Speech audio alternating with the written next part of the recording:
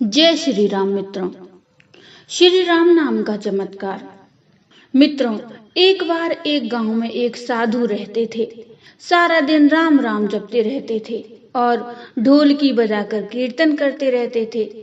उनकी कुटिया के पास जिस व्यक्ति का घर था वह उनसे बहुत परेशान था। एक दिन वह व्यक्ति गुस्से में उन साधु बाबा की कुटिया में चला गया और कहने लगा कि तुम क्या दिन रात राम राम रटते रहते हो? तुम्हें तो कोई काम धंधा है नहीं, हमें तो कमाने जाना पड़ता है। तुम्हारी ढोलक की आवाज से मैं सो नहीं पाता हूँ। साधु बाबा ने कहा, तुम भी मेरे साथ राम राम जप के देखो, तब तुम्हें पता चलेगा कितना आनंद आता है।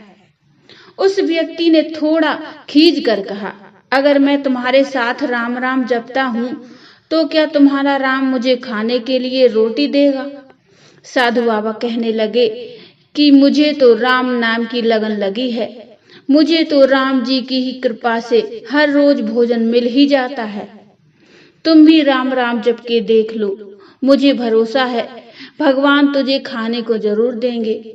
वह आदमी उन साधु बाबा को चुनौती देता है कि मैं तुम्हारे साथ आज राम राम का भजन करता हूँ। अगर तुम्हारे राम ने आज मुझे रोटी खिला दी तो सारी उम्र राम की भक्ति में लगा दूंगा। अगर नहीं खिलाई तो तुम ढोल की बजाना बंद कर दोगे।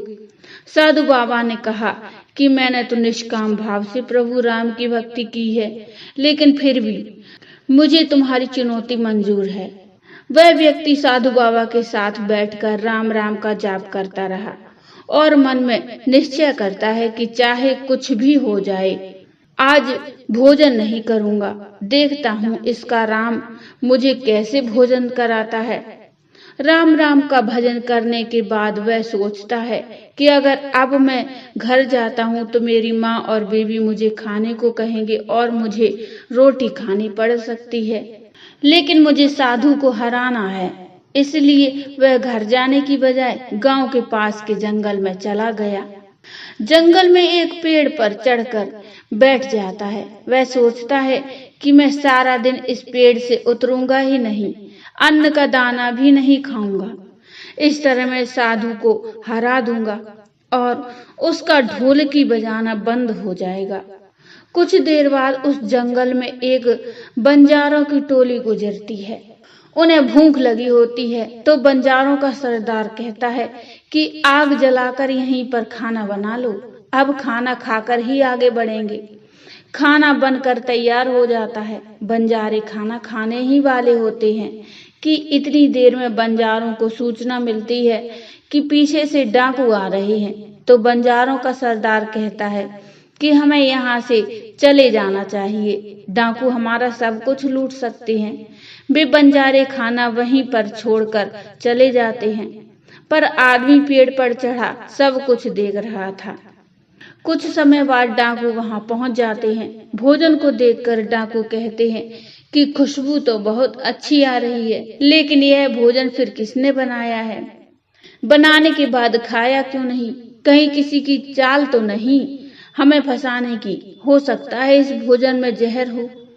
उसी समय डाकुओं के सरदार की नजर उस व्यक्ति पर पड़ी। वह उसे नीचे आने का आदेश देता है। डाकू उस व्यक्ति से पूछते हैं, हमें मारने के लिए क्या भोजन तुमने बनाया है? वह बेचारा मिन्नतें करता रहता है कि मैंने ये भोजन नहीं बनाया, इसमें जहर नहीं है, यह भोजन बंजारों ने बनाया है। आपके आने की खबर सुनकर वह यहाँ से भाग गई, लेकिन डाकुओं के आगे उसकी एक नहीं चलती है। डाकू उससे कहते हैं, अब तुम्हें यह भोजन खाकर दिखाना पड़ेगा, क्योंकि हमें लगता है कि तुमने ही यह भोजन बनाया है और इसमें जहर मिलाया है। अब तुम ही सबसे पहले यह भोजन खाओगे। वह जिद पर अड़ा रहता है, मैं यह भोजन नहीं खाऊंगा, किसी कीमत पर नहीं खाऊंगा। डाकुओं का शक और गहरा हो जाता है। वे लठ उसके सिर पर रख कर कहते हैं, तुझे यह भोजन खाना पड़ेगा, नहीं तो 100 लठ खानी पड़ेगी। वह व्यक्ति भोजन कर रहा है और साधु को याद करते करते आंसू उसकी आंखों से बह रहे हैं। उसने कहा था कि मेरा निश्चय है कि राम नाम जप लेगा तो राम तुझे भोजन भी देंगे। उसके भोजन करने के बाद डाकुओं ने उसे छोड़ दिया। अब उसे विश्वास हो गया कि बंजारों को और डाकुओं को राम जी ने ही भेजा है।